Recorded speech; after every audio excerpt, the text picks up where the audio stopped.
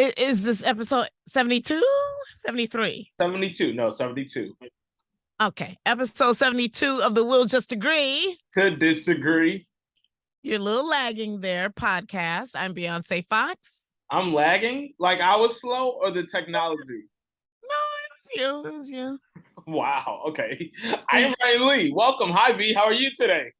I am swell. How are you doing, Ryan Media Lee? I am tired as hell. Why? I've been trying to live this lifestyle that you live, and it's ghetto. 10 out of 10, don't recommend. And starting tomorrow, I'm going back to my regularly scheduled program. Not 10 out of 10, don't recommend. Oh my gosh, I love it. Keep it up, Ryan. Stay out in the streets till 11, 12 at night. Get up at 3, do the morning show, go to the White Sox. Keep it up, keep it up. Actually, I have to admit, I went away a little bit for a couple of days, and I actually took a nap. No, you did not. I took a nap. But I had a good reason. I was in the desert. It was 116 degrees. Me and heat don't get along. Heat and I don't get along. And it zapped me. And I was like, okay, I need to lay down. And I did. And it felt good, but it wasn't a big deal. I will no longer be participating in just random naps for no reason. I could tell you that much. You know, one thing that I've always learned growing up in the church and reading the Bible, because for the past 72 episodes, 71 episodes, I have been trying to tell you to just take a nap, B. Rest. But you always fight me on it, right? And somewhere, I don't know if it says it in the Bible, but somewhere it says, probably, I'm sure it doesn't. He may not come when you want him, but he'll be there. That's something a good old Baptist preacher made up. Right on time. And I've been trying for the longest to get you to take a nap. Oh, that's funny. And it took for you to fly to Arizona to take a nap. Yeah, that's what happened. That's exactly what happened. But no, I was on vacation, so I was in the mindset of, okay, come on, sis. You got to calm down, relax. This is what this trip is for. Get away a couple days, breathe mountain air, enjoy, blah, blah, blah, blah. But yeah, I actually took a nap, Ryan. I actually took a nap. I love to see it. And I don't like to even call it nap. Naps just bug me. Beyonce, what are we about to talk about on this episode? Beyonce, I'm not going to play with you. That it was 40 minutes of restful bliss. How about that? That's what it was. Restful bliss.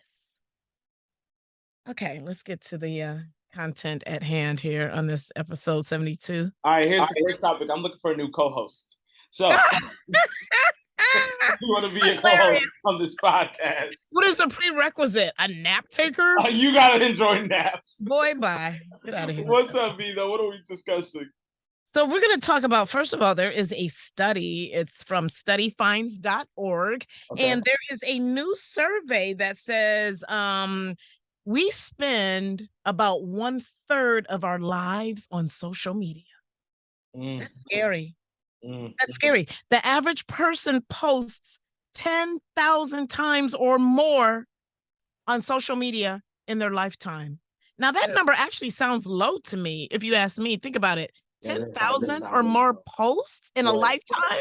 Right. I know people who post constantly throughout the day. So say they post once an hour. The average person is up 16 hours. So 16 times, I probably should have had this done first. Yeah. I'm about to. Let's just say 16 times a day, right? And that's on the low end because some people post more than once an hour. 16 times, how many days a week? Wait, 16 times 7. That's 112 times 3. 4 weeks in a month. Beyonce, this is I'm in broadcast. That's 448 times a month times 12 months to give us a year. That's oh yeah, way more. That's 5,376 in a year. Who did they do this survey on? I'm telling you, man, I don't know who they actually surveyed. I don't know like genders and races and age and all that, but hey, it's from studyfinds.org. More than 10,000 posts in a lifetime. Wait, if they said more than 10,000, so 10,000 is probably the minimum. which makes sense. Yeah, but still, if it's this much in 1 year, that's No, super that low. doesn't sound. I don't know. Yeah. I'm not shocked. We live in a social media world. We live in a world of you didn't go to the concert if you don't post the video. We live in a world of you didn't go on vacation if you didn't post the best highlight reel. You didn't get the job if you post the announcement post. You're not dating if you don't confirm it on social media. We live in this world that it's not done unless social media has approved it and stamped it. So I'm not shocked that we put everything on there. It's so funny. And I'm gonna give you credit and I'm gonna give myself credit because I have seen the way my love for social media has decreased since Huge, the beginning of when we first started this podcast. If you guys go back and listen huge. to like episode one, Since two, I've and met three. you. Since I've Yeah, met you. Yeah. episode one, two, or three is when we were talking about social media. And I think I was even trying to be like, Beyonce, why don't you post this? Why don't you do this? Now I'm kind of like, oh, I can't wait to throw my phone away. But, with our industry, of course, we need it. Yeah. Yeah, Um, absolutely. but this doesn't surprise me. Yeah. I don't know. I guess it's social media maturity, if you will. Like I feel like I used to back in the day, I used to post every little thing. Like I would take pictures of what I'm eating and what restaurant I'm in. And I'm like, I don't have time for all of that no more. And Literally. just because you don't post a vacation doesn't mean you don't go on one. I guess I'm more private than the average person. So Mhm. now I'm differentiating between what is necessary to post and what I want to post. You know what I mean? I don't feel like my life needs to be constantly exposed to the world. I just don't. Prime, When I first got huge social media, oh, we all got to be posted. Ooh, and I think that's true of a lot of people that I know. I know a lot of people that when I say they used to post constantly, now they've scaled back big time. I feel like why? Why do you have to know so much? You don't have to know so much. prime example, Beyonce, uh, I'll just say two of our favorite artists, my favorite artists came to town, Kirk Franklin and Maverick City. Yeah. I've been talking about this concert for how long, B? Oh, a long time. When I was at the concert, I grabbed footage and then literally at the beginning, I was like, I want to live in the moment and truly enjoy this concert. Like I could care less. Now, you may have saw something on my Instagram. Beyonce knows the reason why there was something on my Instagram. I'm not gonna go into detail. But I say that to I say that to say like I would have been okay with being at a concert of my favorite gospel artist and not posting anything.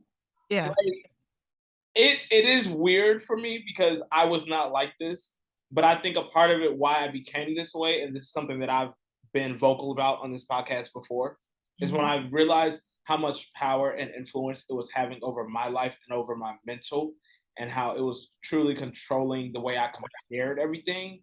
I Yeah. had to release it because it really is like an addiction that I was like, yo, I have Yeah. to break this. I should not go to my phone every 5 seconds to swipe to see what I missed, and I literally missed nothing. Yep.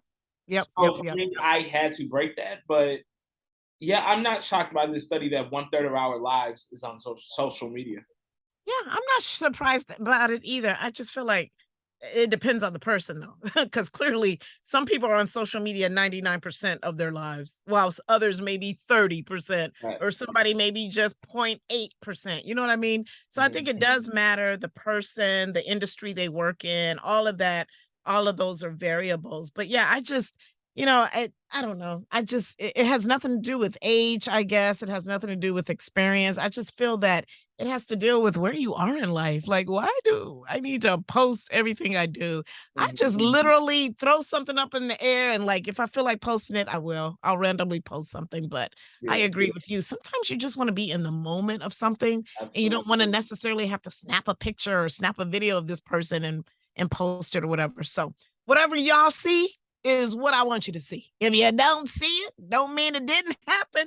And it doesn't mean that I don't want you to see it. It's just like I don't feel it's relevant to post. That's just my own personal opinion. I agree. Yeah. Yeah. Yeah. Okay. So what percentage would you give yourself? Percentage of what? your life being on social media? You know, if I'm being very honest, my social media is very work based. Okay. So it's kind of tough for me to like say because my work is also my personal life. So you may see where I'm going, you may see where I went last night and where I Yeah. was out. But if we take work out of the equation and how much of my personal life, Yeah. well, that's a whole other conversation because my personal life will add up to like 2% of my life.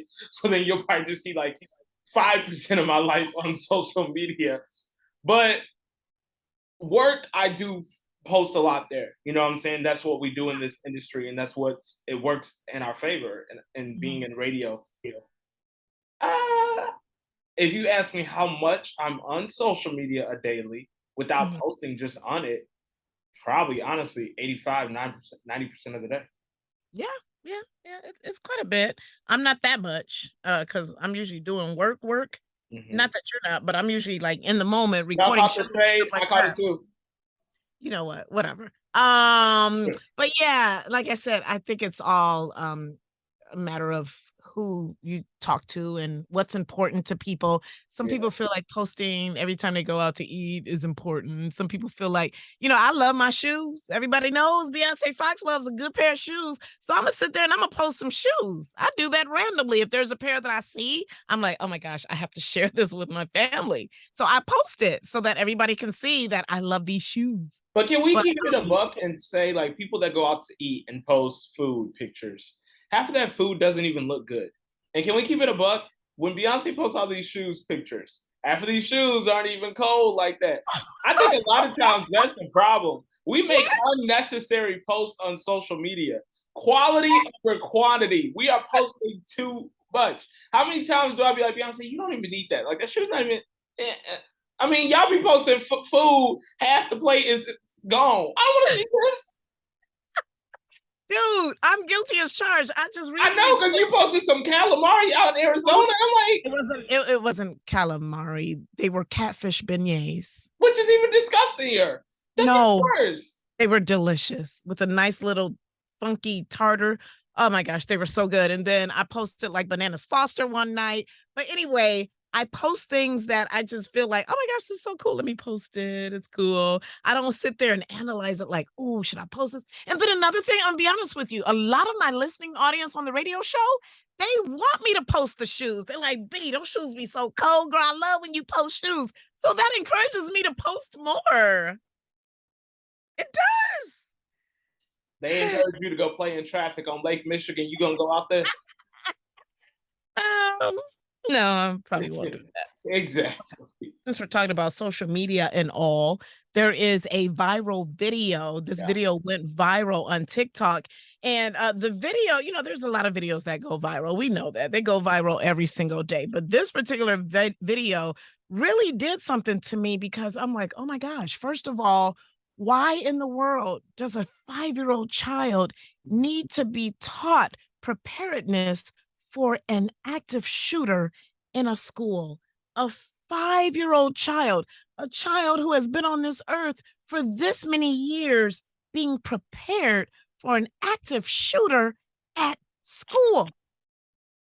It just did me in. So anyway, this mom, they're from Oklahoma, and she's Mhm. literally on this YouTube or TikTok video preparing her child, asking him questions, making sure he knows what steps to take in the event of an active shooter. Now, I know there's been all kinds of mass shootings and school shootings over the years in our country. I get it 100%. I'm taking that out of the equation. I'm just so sad at the fact that a 5-year-old baby has to be ready in school. Yeah, when I watched the video, there were so many thoughts. At first, I felt like you did. Like, this is a 5-year-old.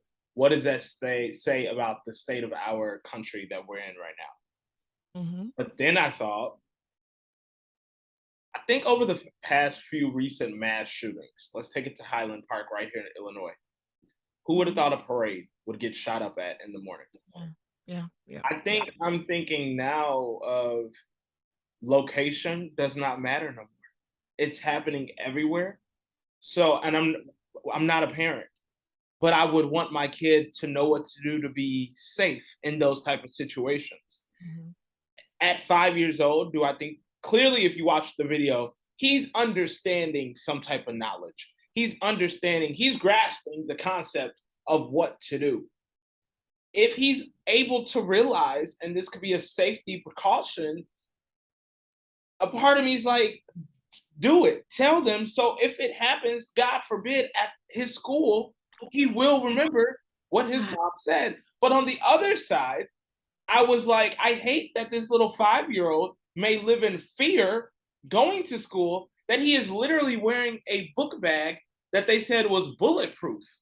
Yes. Yeah. So I'm honestly back and forth on this, Beyonce, because on one side I'm like, you want to be precautious. God forbid something happens. You don't want to Mhm. be like, I should have told my kid what to do. Exactly. But on That's the true. other side, I don't want a 5-year-old to live in fear, have to wear a bulletproof book bag to go to school at 5 years old. That's sad. The bottom line is, I think there's a bigger conversation here that has to do without the mom or the 5-year-old. It has to do with this country. It has to do with these gun laws of why does this have to be talked about? This video should not go viral because the video should not have to be done of a 5-year-old learning what to do. Back in the Yeah. day, we had lockdown drills, but the big drills that we did were tornado drills. What do Fire you do there? A drills. fire drill. Yeah. There's Yeah. no reason there should be what happens if there's a gunman in your school. Absolutely. So I Yeah. think honestly, for me, I'm back and forth. But I Mhm. looked at the bigger picture of this is a sad conversation that is even being going on social media right now, and it shows the state of our country, which is pretty It sad. does. It does. And some of the things that the mom asked the 5-year-old, she's like, okay, so if the teacher says it's not a drill, go in the corner and be quiet. She also said, show me how to use your bulletproof backpack. And he And knew exactly what to do. he went in the corner and held it up. And I'm like, oh, oh, oh. If police are outside the door, but the shooter is inside with you, meaning the 5-year-old, Mhm. what do you do? Now, he got this one wrong. He said, yeah, you call out and tell the police you're in there. And she was like, right away, like, no, that's not what you do. You Mhm. don't say anything. Because unfortunately, one of the young girls that did that in Uvalde was Mhm. shot and killed. So that's really sad. And she asked him, "Where do you go once you get out of the building? If you're able to escape and get out of the building, where do you go?" And he said, "Home." And she's like, "You just keep running as far as you can, and mommy will find you." And I was like, "Oh my Lord, I can't believe this. I can't believe that this 5-year-old child is actually being prepped for an active shooter in school." Do you think the mom is In our wrong for country. prepping them? I'm not saying she's wrong. I guess I'm just on a whole nother level about the whole thing. Like, it's unbelievable that this Right. even has to happen in the first place. Right. That's where my head is right now. Like, Same. That's where I said it's a bigger picture. That yeah, it's not the mom having to teach this young boy. It's the well, it is. It's the fact that she has to do this yeah, because of where we the climax that we live in now. yeah. It's just it's unbelievable. And then I thought, okay, well, maybe being a little sensitive because you love children, you love school, you love teaching. Maybe if it was a 12-year-old, would you feel any different? If it were an Mm, 18-year-old, would you feel any different? Age does make a difference, but I'm still yeah, like, wow, we gotta sit here and really learn this. And I that's mean, hard. we have active shooter drills and things like that in the workplace too. So I get it. But gosh, that just really blew me to have to see that, you know? But the little guy got to hand it to him. He knew what to He do. knew, and I think those are conversations now, unfortunately, that are going to be having to be had in school. You, Mhm. I mean, God forbid I've learned from the fire drill, but I never Yeah. had to use that drill. Yeah. I think these are drills now that have to be taught. It's sad, but So look sad. at the school shootings. Look at if you look at the chart, the amount of mass shootings that are happening in the U.S. compared to any other country. It's Yeah. disgusting. Yeah, it really is. It's sad and disgusting, and we can't even control it, you know? It can happen at any time, anywhere, and that's really, really the sad part. Yep. But on a happier note, We're so happy that you guys are joining us every week and the compliments and the comments that we get. We appreciate you so much. So Yeah. please Yeah. continue to support by going to where, Ryan? YouTube or Instagram at Will Just Agree to Disagree. You guys can subscribe there. Also, if there's a topic you guys ever want us to talk about, or you see something that you want us to discuss, you can shoot us a DM, or you can hit up me and Beyonce. You can hit me up on social media at Ryan Media Lee. Yeah, or me at Beyonce Fox, or you can call into the radio show, whatever you want to do, and we will be more than happy to discuss it, talk about it. All right, we're about to end this. It's time to go take a nap, B. I'm so proud of you. We're gonna go take a nap. This is gonna be our new ritual program. Did she just move the mic? So we're about to take a nap, and I'm proud. I'm proud. I'm about to be at work for at least another 6 hours, and I The will see side of you. radio they don't see. Yeah, it is what it is. We love it, right? We're called to do it, and we do it at our best, and we keep it moving. I love iHeart. I love you, iHeart. Let's wrap this up. Bye. Check me out, Beyonce Fox on all social media. Bye, B. Bye.